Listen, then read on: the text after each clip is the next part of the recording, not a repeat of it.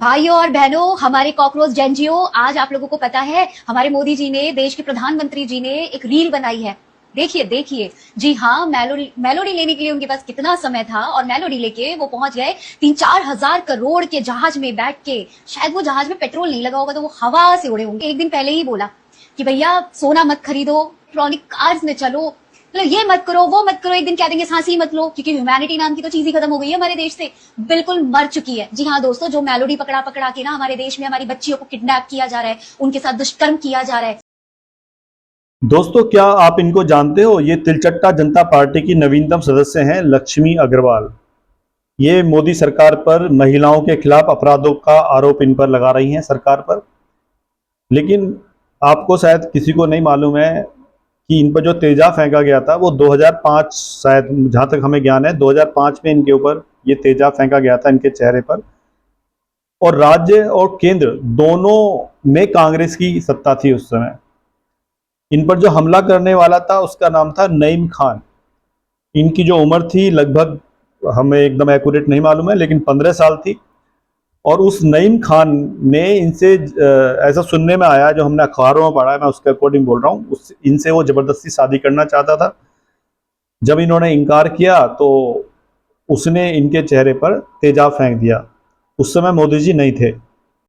आज हमारे देश, मुझे शर्म आ रही है हमारे देश पे। मुझे ये चीज कहने में शर्म आती है कि मैं अपने देश की नागरिक हूँ। मुझे गर्व होता था कभी कि मैं अपने देश की नागरिक हूँ। जब मेरे साथ ये सब हुआ था, जब मैं निकली बाहर, जब मैं अमेरिका गई, अमेरिका जाने के बाद जब मुझे वहां से अवार्ड मिला गया तो मुझे गर्व था। जब मैं वापस आई तो मुझे ये कहने में गर्व था, वहां पे कहने में मुझे गर्व था, हर कंट्री से वहां पे लोग आए थे और मुझे ये कहने में गर्व था कि मैं भारत की नागरिक हूँ। लेकिन आज जब मैं ये कहूंगी कि मैं अपने भारत की नागरिक हूँ तो मुझसे पता क्या कहा जाएगा? वही भारत जिस देश में लड़कियों के साथ दुष्कर्म होता है, बच्चियों के साथ दुष्कर्म होता है।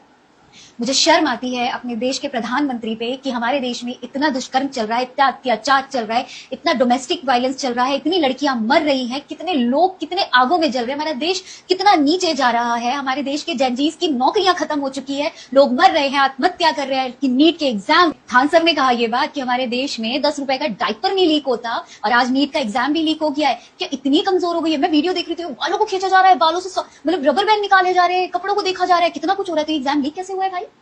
ठीक है, और अपने देश की जो लड़कियों के साथ अत्याचार हो रहा है उस पर कानून कब बनेगा भैया? और ये ऐसा सुनने में आया है कि जब ये अपनी पोस्ट अपडेट करती हैं, अपने इनके जो इनका कंटेंट है उसमें सहयोग जो करते हैं, लक्ष्मी का जो पॉडकास्ट भी चलता है, इनकी श्रृंखला एक लाइट टॉक विद लक्ष्मी, कुछ इस तरह का चलता है। तो ये शायद इनका पूरा कंटेंट तो शायद मुझे नहीं लगता इनका होगा, कोई ना कोई इनको बताता है कि भाई किस तरह का। ये शायद ये कंटेंट भी इनका नहीं है, क्योंकि कहीं ना कहीं ये इन्फ्लुएंस है। तो इनके ऊपर एक फिल्म भी बनी थी जिसमें दीपिका पादुकोण ने इन पर आधारित एक फिल्म बनाई थी जिसका नाम था छपाक। जिसमें जो हमलावर, जो इन पर जो हमला किया था वो नईम खान ने किया था, मैंने अभी बताया। लेकिन जब इन पर फिल्म बनी, दीपिका पादुकोण ने वो फिल्म बनाई, तो दीपिका पादुकोण के ऊपर जिसने तेजाब फेंका था वो नईम खान नहीं था, वहां पर एक हिंदू दिखाया गया है। और वो हिंदू जो था जिसने फेंका था वो राजेश दिखाया गया है, फिल्म में आप देख सकते हैं। और इस फिल्म का जो निर्देशन किया था वो वामपंथी विचारधारा की हैं, मेघना गुलजार, उन्होंने उसका निर्देशन किया था। और फिल्म के प्रचार के दौरान जो दीपिका थी वो ब्रेकिंग इंडिया गिरोह के समर्थन में, इंडिया को तोड़ने का जिसने समर्थन कर रहे थे लोग जेएनयू में, उनके समर्थन में जेएनयू में पहुंच गई थी। और ये फिल्म जो पूरी तरीके से फ्लॉप हो गई। इसके बाद इतने दिन बाद लक्ष्मी जो है वो फिर सामने आई है। मोदी के भारत में जो विदेश में गए हैं वो निवेश लाने के लिए, उस पर इन्हें आपत्ति है। इनके अनुसार भारत में मानवता मर चुकी है और इन्हें खुद को भारतीय कहने में शर्म आती है। अब आती है, जब नहीं आती थी, जब इनके साथ अनफॉर्चुनेटली जो इस तरह का इनके साथ घटना घटी थी। ठीक है, पहले जब देश में कांग्रेस का शासन था और उन पर तेजाब फेंका गया था, तब उन्हें भारत पर गर्व हुआ करता था, ऐसा इनका मानना है, ऐसा इनकी बातों से लगता है। और जो प्रधानमंत्री मोदी पर जो शर्म आ रही है, क्योंकि उन्होंने महिलाओं के खिलाफ अत्याचारों को नजरअंदाज किया है और मेलोनी के साथ विदेश में वो मौज मस्ती कर रहे हैं, मेलोडी खा रहे हैं।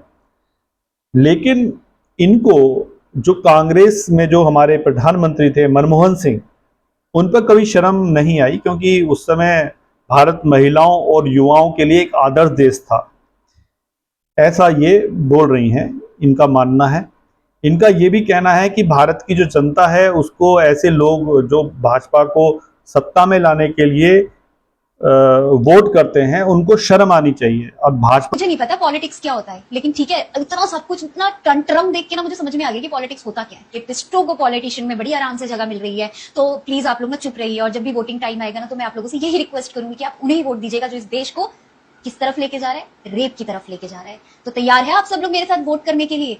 शर्म आनी चाहिए हमारे देश के लोगों को, शर्म आनी चाहिए हमारे देश के उन मंत्रियों को जो चुप बैठे हैं, देश के कानून पे काम नहीं कर रहे हैं, चुप्पी साध रखी है। अरे अगर जिस दिन ये पब्लिक खड़ी हो गई ना, हमारे देश की बच्चियां मरने से ना बंद हो जाएंगी। सच में मुंह पे ना शब्द नहीं है, शब्द। मर गई हूं मैं अंदर से, बिल्कुल मौत आ गई है मुझे, बुरी तरीके से मौत आ गई है अंदर से। वह सोचो, हमारे देवभूमि में अपहरण केस चल रहे हैं, कितना कुछ हमारे देश में चल रहा है। यक है यक। को वोट करने वाले अधिकतर हिंदू ही हैं। तो ये बेसिकली कह रही है कि हिंदुओं को जो ना शर्म आनी चाहिए, क्योंकि मैक्सिमम लोग तो हिंदू ही भाजपा को वोट करते हैं। और भाजपा, इनका ये भी कहना है कि भाजपा जो है वो बलात्कारियों का समर्थन करती है, जनरेशन जो जी है उसको आत्महत्या के लिए उकसा रहे हैं। तो बेसिकली जो हम वोटर हैं वो हम लोग हिंदू, खास तौर पे क्योंकि मेजोरिटी हिंदुओं की ही है, वो जो है वो गलत काम कर रहे हैं इस देश में सारे, और इनको शर्म आ रही है। इनका ये भी कहना है कि राजनीति से इनका कोई लेना देना नहीं है। ये भी बहुत अच्छी बात बोली है इन्होंने, क्योंकि राजनीति से भाई इनका कोई लेना देना नहीं है। ये तो मानवता की बात कर रही है ना, ईमानदार, मानवता, ये मानवता की बात है। इनका राजनीति से कोई लेना देना नहीं है। और ये कहकर ये अपनी बात समाप्त भी करती हैं। और देश की मौजूदा हालत बहुत घिनौनी है और बेहद घृणा इनको हो रही है देश से, ये इनका कहना है। अब बताइए मैं क्या बोलूं, इनको घृणा हो रही है देश से, और वो भी। Please like and subscribe. Thank you.